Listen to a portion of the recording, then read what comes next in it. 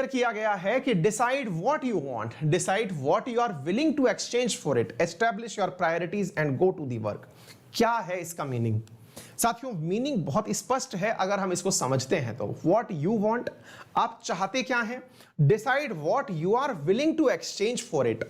Sometimes ऐसा होता है कि हम में से चाहते तो बहुत सारे लोग हैं कि भैया हमें भी प्रशासनिक पद मिल जाए, हमें भी लगता है कि हम भी एक दिल जिले के कलेक्टर बन जाएं, या फिर जो भी मतलब आपको बनना है। सपने तो बहुत होते हैं। अपन को याद होगा बचपन में अपने परिवारजन जो हैं हमको इस बात को कहकर ताने भी मारा करते थे कि बेटा तुम जो हो ना केवल मुंगेरी लाल के लड्डू खाते हो, खाली पीली दिमाग में बस ख्याल बनाते हो, तुम्हें करना कुछ नहीं है।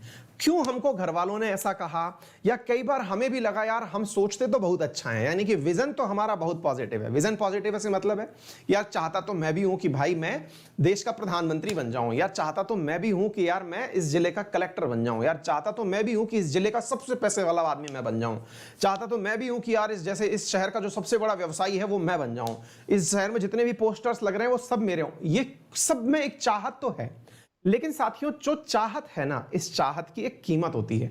कीमत हमेशा मूल्य में अदा नहीं की जाती, वो मेहनत में अदा की जाती है। आपको लगता होगा कोई वस्तु के रूप में अगर परचेज की जाने वाली चीज हो तो शायद आप उसे मूल्य अदा करके प्राप्त कर लें, लेकिन यदि आप कोई वस्तु की जगह पर अगर कोई पद या फिर कोई अपने लाइफ में अचीवमेंट करने निकले हैं तो उसकी एक कीमत होती है। हम में से बहुत सारे लोग ख्याली पुलाव तो बहुत अच्छा बना लेते हैं, हम लोग सोच तो लेते हैं कि इस बार तो भैया टॉप करना है, लेकिन क्या हमारे पास उसका रोड मैप है?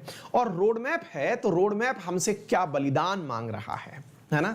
बलिदान मांगता है आपका जो भी लक्ष्य है, और वो बलिदान सामान्यतया विद्यार्थी जीवन में साथियों शायद पैसा नहीं है, शायद वो बलिदान के रूप में आप लोगों का मतलब जो कहते हैं ना सुख सुविधाएं नहीं है। असल में जो मेहनत है ना साथियों वो ये है कि आपने कितनी अपनी प्राथमिकताओं को कैंसिल किया। जैसे हो सकता है कि आपका लक्ष्य इतना महान हो कि आपको लक्ष्य की प्राप्ति के दौरान अपने परिवारजनों के, इवन हो सकता है कि आपको अपने रियल भाई की शादी में भी जाने से आपका लक्ष्य रोक ले। हो सकता है कि आपका एग्जाम इतनी बड़ी प्राथमिकता बन जाए, क्योंकि ultimately it is all about your priorities, और जब आपकी प्रायोरिटीज उच्च होंगी तो वो सेक्रीफाइस मांगेंगी, और सेक्रीफाइस में वो चीज मांगती है कि भाई आप अपने इस लक्ष्य से बने रहने के लिए अगर 2 दिन का आपने अवकाश ले लिया तो ये क्या नुकसान करेगा।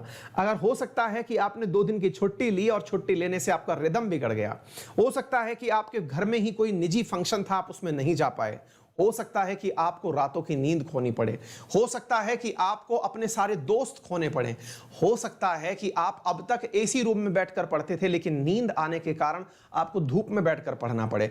बहुत सारी चीजें संभव हैं, लेकिन लक्ष्य जब आपकी प्रधानता होगा तो वो आपकी अन्य प्राथमिकताओं को साइड बाय साइड करता चला जाएगा। तो निर्धारित करिए कि लक्ष्य के समय पर आप किस किस चीज की आहुति देने को तैयार हैं, आपके बलिदान में कौन सी चीज की प्राथमिकता है।